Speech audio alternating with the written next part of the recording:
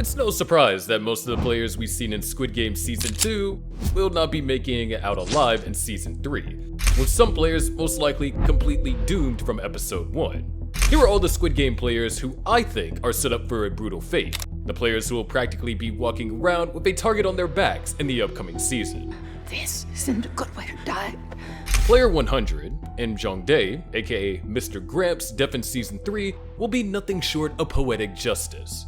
Jong-dae, a former businessman with a debt of 10 billion won, entered the Squid Games in hopes of paying this off.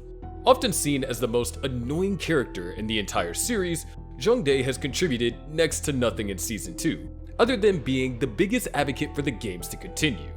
I think it's safe to say that in the upcoming season, Jong-dae will have less than a 0% chance of survival. Now, although many of us wouldn't even flinch at his death, the next players who are definitely not making it past Season 3 might be a little bit more unexpected. And they are none other than the famous mother-son duo, player 149, Jang Geum-ja, and player 7, Park Young-sik. Geum-ja, born in the 40s during the Korean War, jumped into the games to bail out her son's gambling debts after her cheating husband died and left them broke. She is a fan favorite within the series. Geum-ja consistently demonstrated extreme selflessness. And that's exactly why her death is almost guaranteed. Yep, another 0% chance of survival. You see, Netflix has a shitty habit of breaking our hearts, so killing off one of the most beloved characters would be the ultimate gut punch. As for Young-sik, her son, well, he would be left devastated, most likely blaming himself for continuing the games and betraying her in the Mingle game in Season 2. As a result, take a wild guess as to what might happen. Yeah, let's just hope that they both don't die in Season 3. While the tragic fate of the mother and son duo does seem inevitable, another player who is almost certainly marked for a depressing end is player 388, Kim Dae-ho. His death might catch some off guard, but if you look closely, the signs have been there all along. A former Marine, Victory at all costs, sir! Cohort 1140, sir! At ease. Dae-ho has always prided himself on his physical strength and resilience. But when tasked with retrieving critical ammo in the Season 2 finale, his body betrays him, his hands tremble, and a deep fear takes over him completely. The once confident Gonggi god now seems like a helpless child. Is he simply exaggerating his military background? Or has the weight of his past, perhaps the scars of PTSD, finally caught up with him?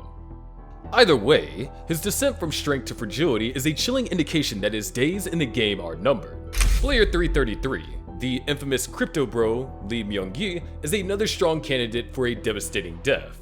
The crypto YouTuber, better known as MG Coin, joined the games with a 1.8 billion won debt after his Dalmatian coin tanked, screwing over countless people, including fellow player 230 Thanos.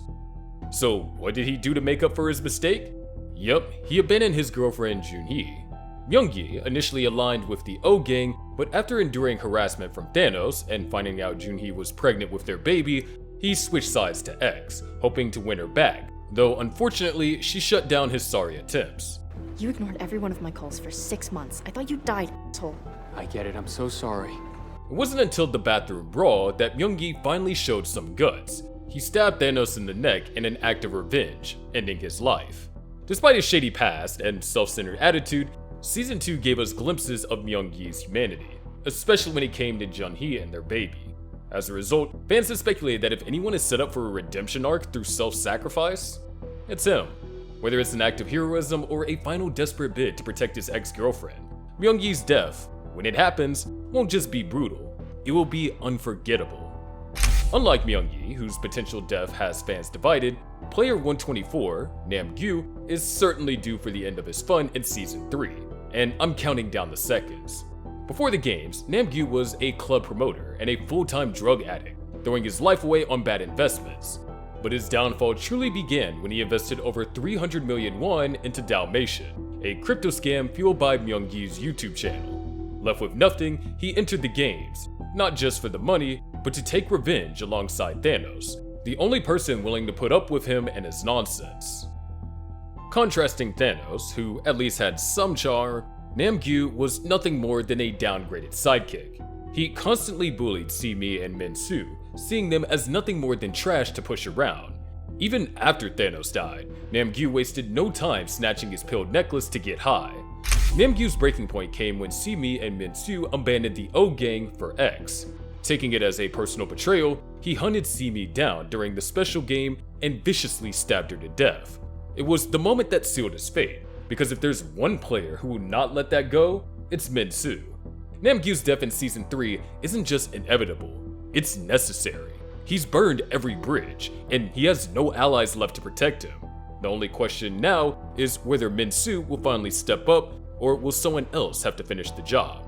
Either way, the bloodshed isn't over yet, because the death of the mysterious player, Son-yeol, player 44, is also almost guaranteed. This washed-up Korean shaman walked around as if she had divine protection, but all she really had was an ego too big to carry.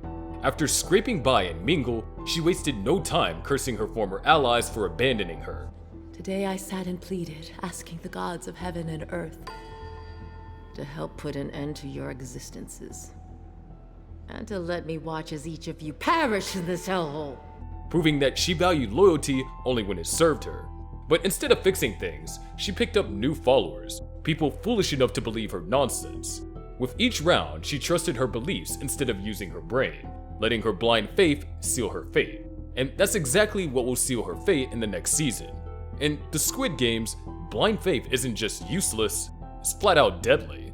The second a challenge demands logic over luck, Seon-yeol's arrogance won't just cost her the game, it'll cost her and all of her disciples' lives. Now, let's talk about the biggest name on this list, player 456, Sung Gi-hun. Unlike Season 1, where he was the lone survivor, Season 3 might see a different outcome. Gi-hun's journey in Squid Games has been insane, from a desperate gambling addict drowning in debt to a determined man willing to risk everything to end the Squid Games. After winning the 45.6 billion won, he spent a year paralyzed by guilt, refusing to use the blood-stained money he had won. Please spare me just 10,000 won. What? But by Season 2, Gi-hun had completely changed. He returned to the games, not for more money, but as a man on a mission to destroy them from the inside. And yet, despite his newfound determination, Gi-hun might still be doomed.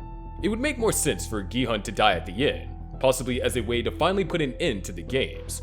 His death could serve as the ultimate act of defiance against the system, ensuring that no one else has to suffer as he did. However, what if Gi-hun would suffer a fate worse than death? One fan theory suggests that Gi-hun will be subjected to psychological torment by the frontman as retribution for his rebellion in Season 2. This could involve forcing Gi-hun into morally twisted situations, such as deciding who lives and who dies in the games. Worse yet, Gi-hun might be broken down and forced to become part of the very system he vowed to destroy, ensuring the games continue instead of ending them. But what about the biggest figures in the Squid Game hierarchy? The frontman, Hwang In-ho, and his brother, Detective Junho. In-ho, the winner of the 2015 Squid Game, took over the games in Season 2 after his wife and kid both died unfortunate deaths. Disguised in the games as Player 1, Oh Young-il, In-ho, rigged the votes to keep going, faked his death. I'm sorry, Gi-hun. They got us. You still there?